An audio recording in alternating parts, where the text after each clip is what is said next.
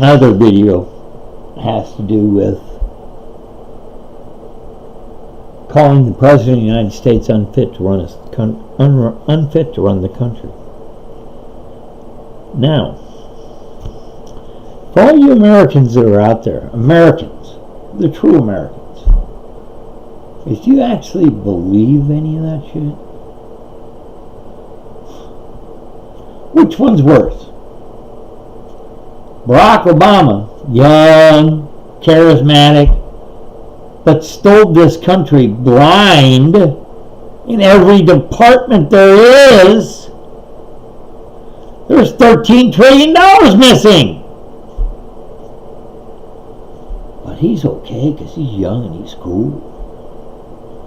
Trump's 70 years old. He's never drank. He's never smoked.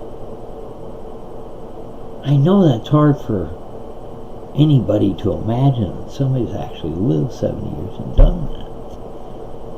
Because that ain't me. I've been whiskey bent and hell-bound so many times I can't count. But I also have had 2 strokes, 3 heart attacks, and a lung poisoning too. So God's hit me pretty hard in the head to get me to stop doing stuff and to stay on this earth for my family, which is my wife of 38 years, my 2 unbelievable sons. I mean, unbelievable sons. They have let their dad be a part of their lives. One of them's 18 right now, going to be 19 in a couple months. The other one's 27. Graduated with a BS in mathematics. Finally got a job that's paying him 3/4 of what he should be earning. But as Trump works on it, it'll get better, I'm sure. By stopping the H-1B visa, that was huge for our scientists and our people that are coming out of college. Because now, companies can't go overseas and grab engineers and things like that and pay them half the amount of money. It's no longer. He canceled it. So, you people that think that build American, buy American, and all those kinds of slogans about making America great again and all these things, if you think that's all bullshit, I'd love for you to explain to me where our country has gone then. Because it's not the country I grew up in. The country where there were so many unwritten rules that you never broke them. Respecting your elders. Never laying a hand on a woman. Ever. For any reason. And when you fought somebody and they beat you and you tapped out, 4 of their friends didn't come over and start kicking you. That was the end of the fight. And then, unwritten rules in sports, which have changed. In my day, being 5'11", 205 pounds, my job, I actually played power forward in high school. Because I have very strong lower body strength. And I would just get put on one of the best players on the other team just to drive him insane. Hand check him. Box him out. I mean, do everything I could possibly do while I'm whispering to him. And then by the 3rd quarter, he usually turns around and takes a swing at me. Out of the game. Did my job. I was not allowed to go 6 feet from the basket. If I did, my coach took me out and benched me. My job was to get offensive rebounds or defensive rebounds. I averaged 10 points a game and 14 boards. And I pissed off their best player. So that's what I did. That was an unwritten rule when I grew up. You didn't take it to the hole on anyone without paying the price. Same thing with football.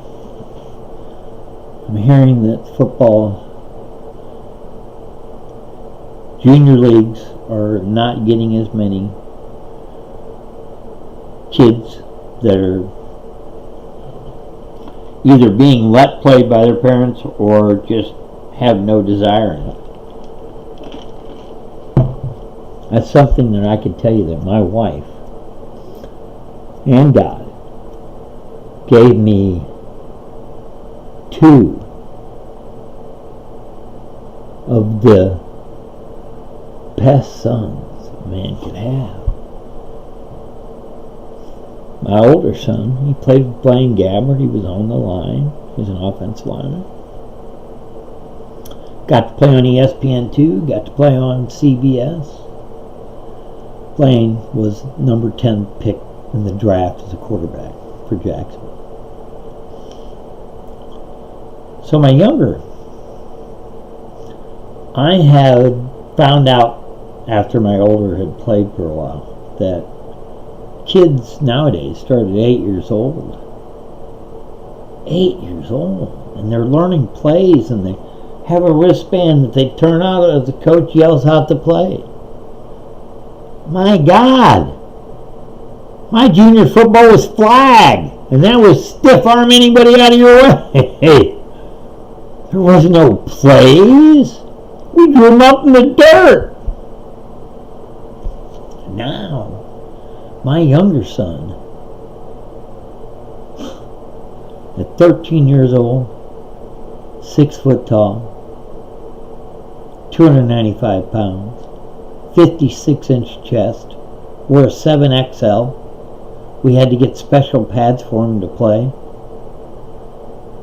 In his junior years, his 5 years of junior years, I was an assistant coach on his team.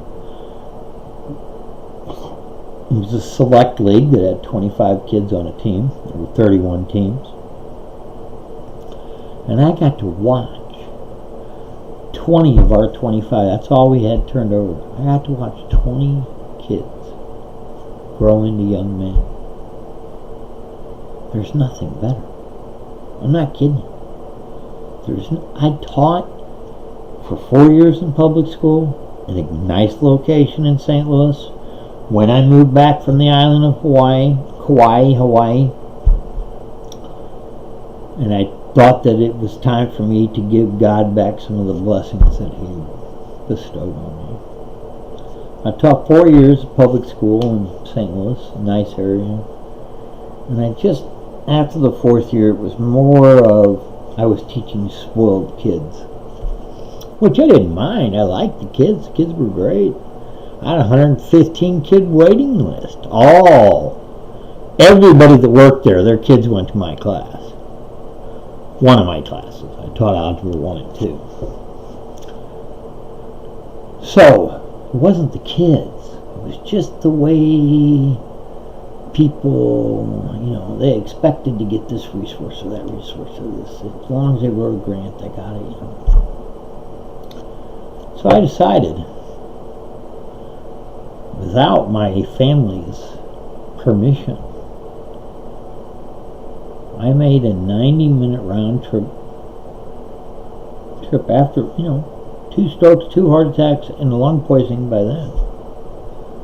Just the stress of driving 90 minutes. 45 minutes there, 45 minutes back. After a while, it took its toll. And I found a charter school that was run by a woman that had been in East St. Louis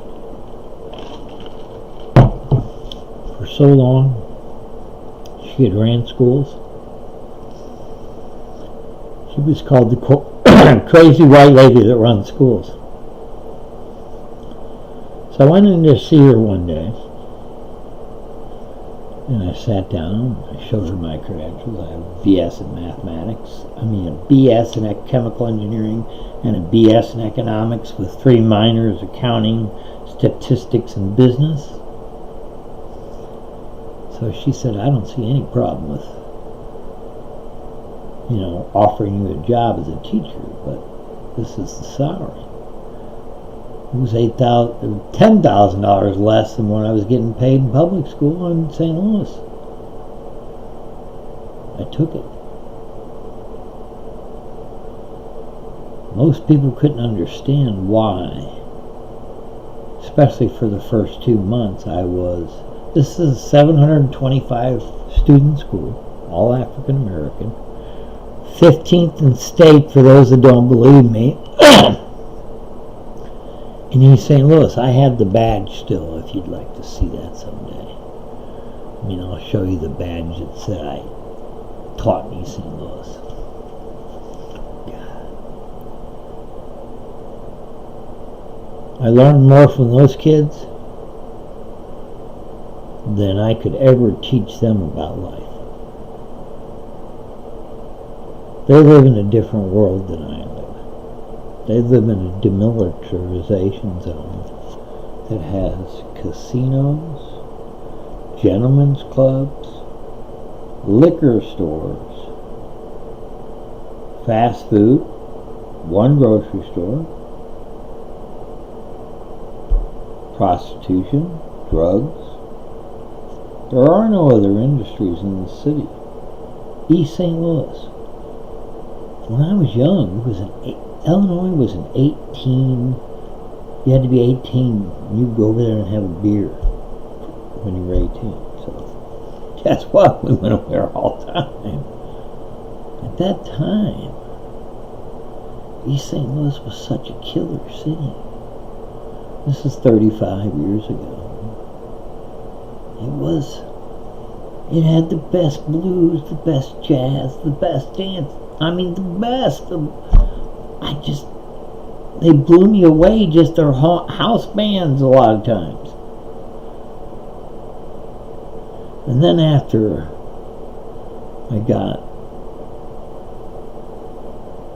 I started getting mutual respect. I respected what they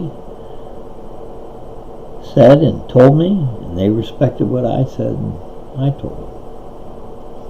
So we became mutual respecting adults, where we told each other what we thought. I had to learn a new language, and so did they. What's up, G-Man? It's like, if you don't learn how to communicate, how can you communicate? If they don't want to learn a different language, you have to be able to communicate. For people that want to just this world over, and for all you talking heads on all you stupid ass news channels, I'm so tired of I can't even watch it for 2 seconds as I'm going through your channel on the fucking remote. You guys have really lost it. You don't even know what journalism is.